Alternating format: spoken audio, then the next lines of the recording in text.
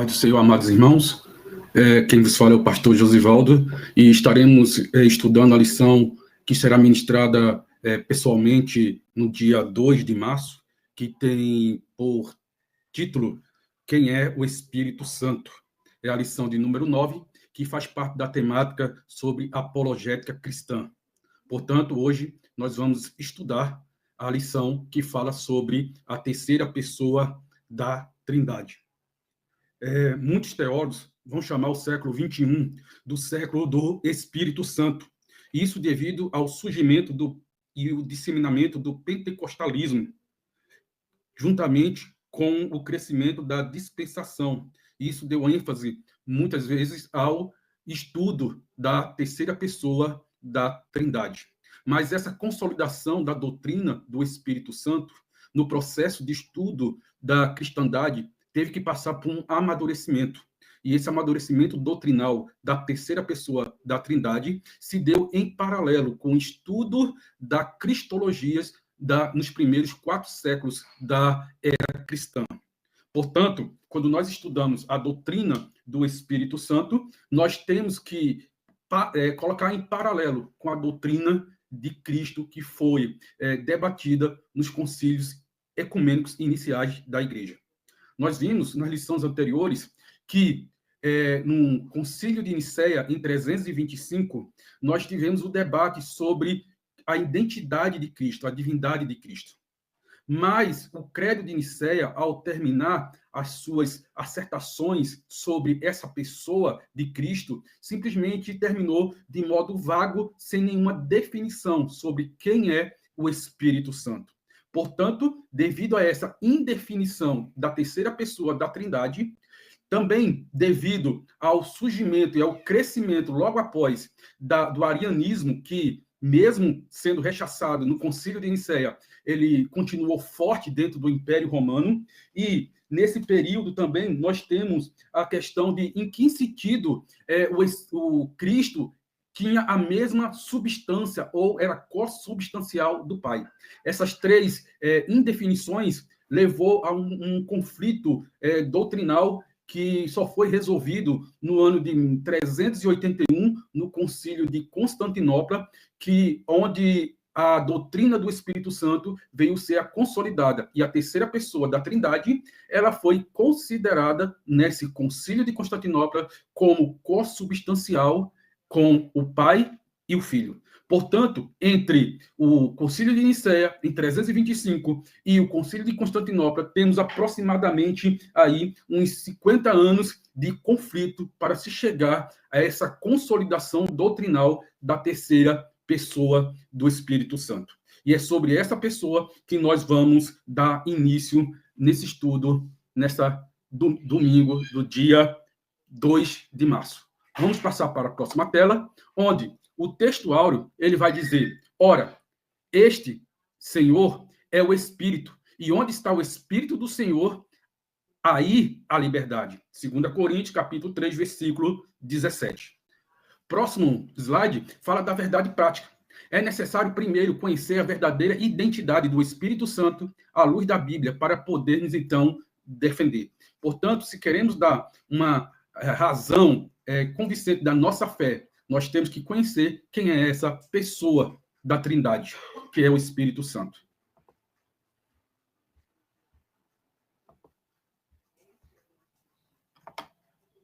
Os objetivos da lição é mostrar o Espírito Santo como consolador.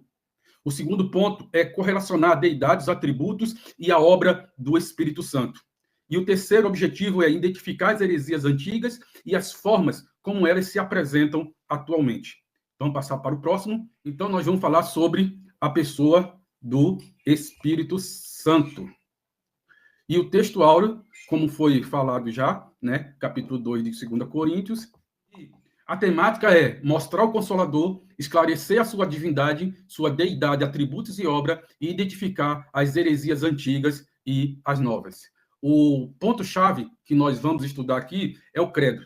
Né? O credo que foi elaborado nos concílios de Nicéia e no concílio, ratificado no concílio de Constantinopla, e é o que nós vamos estudar nessa lição que fala sobre a doutrina do Espírito Santo. Vamos passar para o próximo. Primeiro ponto, irmãos, é a palavra consolador. Se nós olharmos no tópico aqui, capítulo 14 de João, versículo 16, nós temos o seguinte: Jesus se despedindo dos seus discípulos. Ele vai dizer: e eu rogarei ao Pai, e ele vos dará outro consolador, para que fique convosco para sempre.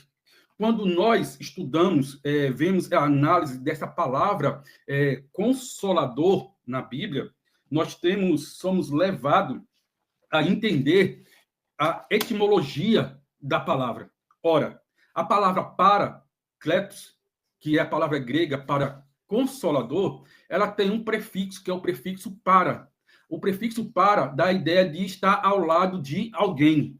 E a raiz da palavra é kalel, o que é chamado. Então, parakletos, ela vem daquele que é chamado para estar ao lado de alguém. Mas esse que é chamado para estar ao lado de alguém é chamado com um objetivo. E qual é o objetivo para estar ao lado de alguém? É defender, advogar, interceder e auxiliar essa pessoa na sua fraqueza. Então, o Espírito Santo, aqui em João, capítulo 14, versículo 16, ele é chamado de outro consolador, porque ele veio para estar ao nosso lado como nosso auxiliador e como nosso advogado. É o que o texto vai dizer. Jesus disse aos seus discípulos, né, quando estava voltando para o Pai, mas que continuaria cuidando da igreja. Jesus disse assim: eu estarei convosco todos os dias até a consumação do século. E esse estar conosco vai se dar na pessoa do Espírito Santo. Então, quando a Bíblia fala desse consolador que está do nosso lado, nós temos a certeza que estamos sendo auxiliados na nossa caminhada cristã. Muitas vezes nos sentimos só na nossa caminhada. A nossa caminhada parece que está sendo pesada, mas a Bíblia diz que nós temos um auxiliador, nós temos um advogado, nós temos um defensor da sua igreja, que é o Espírito Santo. O outro ponto que nós devemos entender desse defensor da igreja, né? Nesse consolador, esse paracleto, aquele que é chamado para estar ao lado da igreja, esse outro é a palavra que nós usamos no original, é a palavra halos, e é outro da mesma espécie. Outro da mesma espécie. Ou seja, quando Jesus disse que estaria conosco todos os dias até a consumação do século, e aqui no capítulo 14, versículo 16 de João, ele diz outro, essa palavra outro quer dizer outro da mesma espécie. Ou seja, o Espírito Santo, o Consolador, ele tem a mesma essência, é da mesma espécie, é da mesma divindade do Filho. Ora, se já foi confirmado e batido o martelo no Concílio de Nicéia que Jesus é da mesma essência que o Pai, então o Espírito Santo também, ele compartilha da mesma divindade, tanto do Pai como do Filho. Se o texto quisesse dizer outro de espécie diferente, o texto traria uma definição que era para a palavra héteros. Então, a palavra héteros quer dizer outro de espécie diferente. Mas quando o texto usa a palavra outro, ele está dizendo outro da mesma essência, mas também numericamente diferente. Ora, se é outro da mesma espécie e numericamente diferente, nós temos que entender que ele está dizendo, como diz o dicionário Vini, que o tipo do termo hétero, ele expressa uma diferença quantitativa. Ora, se esse fosse o termo usado por apóstolo João, então o texto estaria dizendo que, se usasse a palavra hétero, seria outra pessoa de essência diferente. Mas como fala a palavra halos, então ele está dizendo que é outro da mesma espécie, mas também outro numericamente diferente. Ora, a mesma essência, mas diferente nas pessoas. Aí nós temos um embasamento para a palavra halos para a Trindade. Amém? Vamos passar para o próximo slide e falando sobre a pessoa de Cristo, que é sobre a pessoa do Espírito Santo, que é o terceiro, seu uso no Novo Testamento, né? No Novo Testamento. Vamos passar para o próximo. no uso dessa palavra do Novo Testamento, nós temos alguns termos que nós podemos usar no Novo Testamento, que é, ora, a palavra advogado, né, a palavra consolador, ela, como auxiliar, ela vai aparecer 5 vezes no Novo Testamento e nos escritos joaninos 4 vezes, e uma na primeira epístola de João, para advogado, sendo aplicada para Cristo. Filhinhos, filhinhos, escrevo-lhe estas coisas para que vocês não pequem. Mas se alguém pecar, temos um advogado junto ao Pai, Jesus Cristo, o justo. 1 João, capítulo 2, versículo 1. Então, Jesus vai dizer aqui que ele também é o nosso consolador. O povo de Deus é um povo privilegiado, porque temos 2 advogados. Um que intercede por nós, em nós, e outro que intercede por nós, à destra de Deus. Este é o uso que é feito pelo Espírito Santo da palavra consolador no Novo Testamento. Outro ponto que nós podemos passar agora é para o terceiro ponto, que fala sobre a sua deidade e os seus atributos da pessoa do Espírito Santo. Ora, o Espírito Santo é Deus e é pessoal. Como foi dito acerca do Filho, o mesmo também se pode dizer acerca do Espírito Santo. A Bíblia afirma de maneira direta que o Espírito Santo é Deus. Além disso, revela nele os atributos exclusivos da divindade, bem como as obras do Espírito Santo. Nós podemos ver a sua deidade, a sua divindade nas suas obras que ele realiza em prol do seu povo. Então, nós vemos aqui que a divindade do Espírito Santo, ela é revelada nas Escrituras. Vejamos, quando nós lemos Romanos, capítulo 15, versículo 19, nós temos o atributo da onipotência sendo aplicado ao Espírito Santo. Ele vai dizer assim, pelo poder de sinais e maravilhas, e por meio do poder do Espírito de Deus, assim desde Jerusalém e arredores até o Lírico, proclamarei plenamente o Evangelho de Cristo. Aqui Paulo ressalta que a proclamação do Evangelho de Cristo é realizada pelo poder do Espírito Santo. Fala da sua onipotência. Nós também temos no Salmo 139, versículo 7 ao 10, a onipresença do Espírito Santo, onde diz, para onde irei do teu Espírito? Ou para onde fugirei da tua face? Se subir ao céu, lá tu estás. Se fizer no inferno a minha cama, eis que tu ali estás também. Se tomar as asas da alva, se habitar nas extremidades do mar, até ali a tua mão me guiará e a tua destra me susterá. Aqui fala da onipresença do Espírito Santo. Nós também temos um atributo chamado onisciência, que é também aplicado para o Espírito Santo, que diz em 1 Coríntios, capítulo 2, versículo ao 10 e o versículo 11. Mas Deus o revelou a nós, por meio do seu Espírito. O Espírito sonda todas as coisas, até mesmo as coisas mais profundas de Deus. Pois, quem dentre os homens conhece as coisas do homem, a não ser o Espírito do homem, que nele está? Da mesma forma, ninguém conhece as coisas de Deus, a não ser o Espírito de Deus. Esses 3 atributos, onipotência, onipresença e onisciência, são atributos incomunicáveis da divindade. Só a divindade tem e executa esses atributos. Ora, se são atributos incomunicáveis da divindade, e esses atributos são atribuídos também ao Espírito Santo, então a conclusão lógica e racional que nós chegamos é que o Espírito Santo é a terceira pessoa da divindade, e ele compartilha dos mesmos atributos do Pai e do Filho. Aqui nós temos a divindade, os atributos, provando que o Espírito Santo, a terceira pessoa, ela é a pessoa da divindade. Outro ponto que nós podemos ver são os seus atributos. E nesses atributos do Espírito Santo, nós temos, além da deidade, seus atributos, nós temos o seus atributos, que ele fala que Jesus, o Espírito Santo, ele guia a igreja. A divindade do Espírito Santo é revelada na Bíblia, também como os atributos divinos.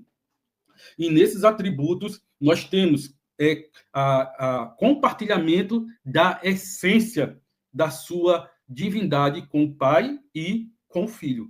Tudo isso, na história da igreja, ele usa as obras, a adoração e as atividades das três pessoas da Trindade para provar que elas compartilham da mesma essência. As obras do Espírito Santo, ele vai dizer que são inúmeras, né? Nós podemos ver inúmeras obras que falam da sua deidade. Primeiramente, o Espírito Santo, ele gerou Jesus Cristo de forma miraculosa. Nós podemos ver isso em Lucas, capítulo 1, versículo 31.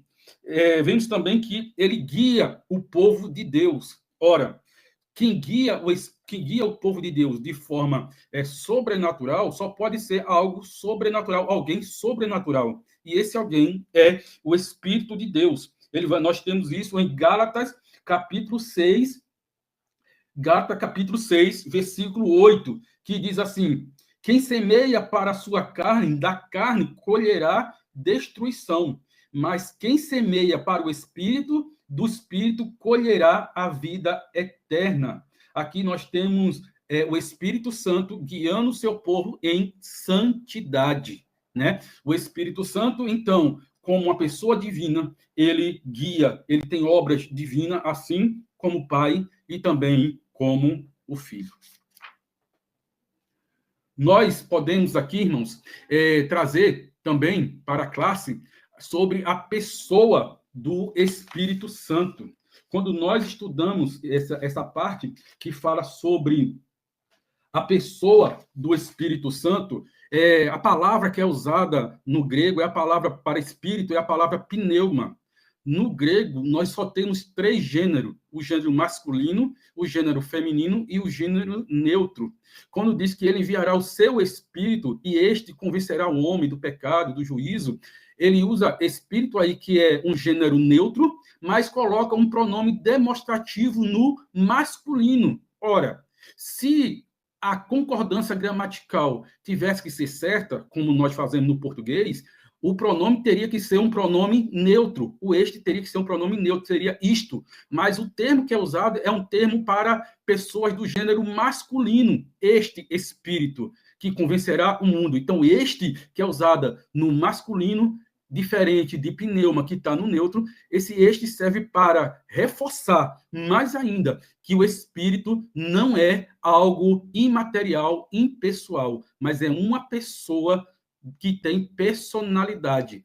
Por que ele tem personalidade? Porque é o Espírito que fala. Em Atos, nós temos que, capítulo 13, que a igreja de Antioquia orava pelo Paulo e para enviar ele, Estevão, para a obra missionária. E vai dizer assim: pareceu bem ao Espírito Santo e à igreja enviar. Ou seja, ele fala e ele tem intenção. O Espírito de Deus, em Romanos, vai dizer, capítulo 8, que ele intercede por nós. Ele intercede com gemidos inexprimíveis. João, capítulo 15, versículo 26, vai dizer o seguinte: mas quando vier o Consolador, que da parte do Pai eu hei de enviar, aquele que da verdade, que procede dele, testificará de mim. Ele testifica, ele dá testemunho. O Espírito Santo, o ministério do Espírito Santo é um ministério de holofote que aponta para a pessoa de Cristo. E isso, irmão, tem uma aplicação muito prática para nós hoje. Ora, quando o Espírito capacita alguém para a obra, ele capacita para que a pessoa de Cristo seja glorificada, e não aquele que está sendo usado como canal para trazer edificação para a igreja. Então, o Espírito Santo, ele tem um ministério de holofote, ele aponta para Cristo, e é apontando para Cristo que o Espírito Santo glorifica a terceira pessoa da Trindade. Então, o Espírito Santo, ele tem vontade, né? Quando nós queremos provar a identidade da personalidade de uma pessoa, nós usamos um acróstico que é IV. A palavra, esse acróstico IV quer dizer intenção, né? Ele tem vontade, intenção. E o V quer dizer vontade. E o E quer dizer emoções. Ora, se o Espírito Santo tem intenção, ele tem vontade e ele tem emoções, só pode ser uma pessoa e não uma força impessoal. Isso prova que algumas seitas que têm surgido para desfazer e tirar a divindade, a pessoalidade do Espírito Santo, não tem respaldo bíblico, né? O Espírito, a gente pode se resistir ao Espírito Santo, né? Atos capítulo 7, versículo 51. Pode-se mentir para ele. Ananias, ele mentiu em Atos capítulo 5, versículo 3 e versículo 4. E Pedro vai dizer, olha, tu não mentiste, mentiste ao Espírito Santo e resistir ao Espírito Santo, a Deus e ao Espírito Santo. Então, ele coloca o Espírito Santo em pé de igualdade com Deus no mesmo versículo. Paulo, nas suas considerações finais, em Efésios capítulo 4, versículo 30, vai dizer que nós podemos entristecer o Espírito Santo, quando ele diz que não entristeçais ao Espírito Santo, não resistir ao Espírito Santo. Ora, se pode se resistir, se pode entristecer alguém, esse alguém só pode ser uma pessoa e não algo, não uma coisa imaterial. Outro ponto é que nós também podemos blasfemar contra o Espírito Santo. É o pecado de blasfema contra aquele que tem capacidade de convencer o homem do pecado, do juízo e da justiça. Outro ponto que nós podemos aqui passar, para terminar, é o credo de Atanásio. Aqui tem um recorte do credo em alguns pontos, e nós podemos dizer o seguinte, ora, todo aquele que quer ser salvo, antes de tudo, deve professar a fé cristã, a qual é preciso que cada um guarde perfeitamente e inviolada, ou terá com certeza de parecer para sempre. A fé cristã é essa, que adoremos um Deus em trindade e trindade em unidade. Ora, o credo de Atanásio, ou atanasiano, ele vem reforçar a divindade de Cristo e também colocar o Espírito Santo, que tinha ficado de modo indefinido no credo de Nicéia, no mesmo patamar do Filho e de Deus, Pai. Então, aqui ele fala da trindade, que a fé cristã é que adoremos a Deus em trindade. Em trindade, fala do Pai, do Filho e do Espírito Santo. Ora, vamos ver aqui o que fala o credo na nossa revista Confissão de Fé da Assembleia de Deus, que fala que, olha, no Deuteronômio capítulo 4, capítulo 6, versículo 4, há um só Deus. Ouve, ó Israel, o Senhor nosso Deus é o único Deus. E aqui nós temos um triângulo, onde o Pai está no vértice superior, o Filho no vértice esquerdo e o Espírito Santo no vértice direito. E os três apontam para o centro, que é Deus. Isso quer dizer o quê? Ora, o Filho não é o Pai. O Pai não é o Filho, o Espírito Santo. E o Espírito Santo não é o Filho. Mas o Filho é Deus, o Pai é Deus e o Espírito Santo é Deus. Ora, nós temos três pessoas diferentes que compartilham da mesma essência. Então, o Pai tem a essência divina, o Filho tem a essência divina e o Espírito Santo também compartilha da essência divina. Passando para o próximo, nós temos aqui as obras do Espírito Santo, já foi falado, as primeiras heresias, para terminar essa parte 3, as heresias antigas e novas. Como já foi falado, amados irmãos, no ano 325, o Concílio de Nicéia, ele combateu o arianismo diário, que considerava o Espírito Santo como uma criatura, como algo criado, uma emanação de Deus. Embora esse tema tivesse sido discutido, ele veio à tona no Concílio de Constantinopla, né, para reforçar para o concílio, para desfazer do arianismo que colocava o Espírito Santo como uma força, algo impessoal, é algo criado assim como o Filho. Outro ponto que nós temos é a defesa, a heresia aqui, é o Tropicianos, né? Tropicianos, ele dizia que o Espírito Santo é um anjo e uma criatura, né? Tropos, lugar, né? Fala que o Espírito Santo ele veio a ter uma posição de criatura na história da criação. Essa heresia também, que surgiu logo no início, logo depois do Concílio de Nicéia, e não tinha sido resolvido, ela veio à tona para ser explicada e colocada como heresia no Concílio de Constantinopla. Outro ponto é os pneumatomacianos. Pneuma quer dizer espírito, tomacos, vem da palavra falar mal, aquele que desfaz do Espírito Santo. Assim como os tropicianos, os pneumatocianos, eles negavam também a divindade e a eternidade do Espírito Santo. Esses dois tópicos foram refutados no Concílio de Constantinopla. Hoje, nós temos como representante dessas heresias tanto as testemunhas de Jeová como o islamismo. No islamismo, o Paracletos ele toma uma proporção um pouco confusa no seu entendimento daquilo que é o Espírito Santo. Pois, para eles, Jesus, quando diz que enviaria outro consolador, o outro consolador entendido dentro do Alcorão seria o próprio Maomé, né, que seria o último dos profetas, que viria trazer a revelação final. Então, eles tomam o Consolador aí como uma identificação para Maomé. Isso aí é uma complicação, porque quando o texto de outro Paracleto está dizendo que é outro da mesma essência, da mesma eternidade. Ora, se Maomé ele diz no próprio Alcorão que ele é mortal, o Espírito Santo, ao qual é colocado no texto de João que ele é o outro Paracletos, ele é imortal, né? Ele é eterno. Então, são termos que não podem ser aros paracletos, que não pode ser usado para pessoas humanas. Então, nós temos uma contradição e uma teologia pneumatológica dentro do islamismo muito confusa. Os tropicianos, aqueles que falam da não eternidade, da criação do Espírito Santo, dizer que o Espírito Santo era simplesmente um anjo, uma criatura. Nós devemos tomar cuidado, porque são termos que não condizem com aquilo que nós estamos confessando na nossa doutrina de fé cristã.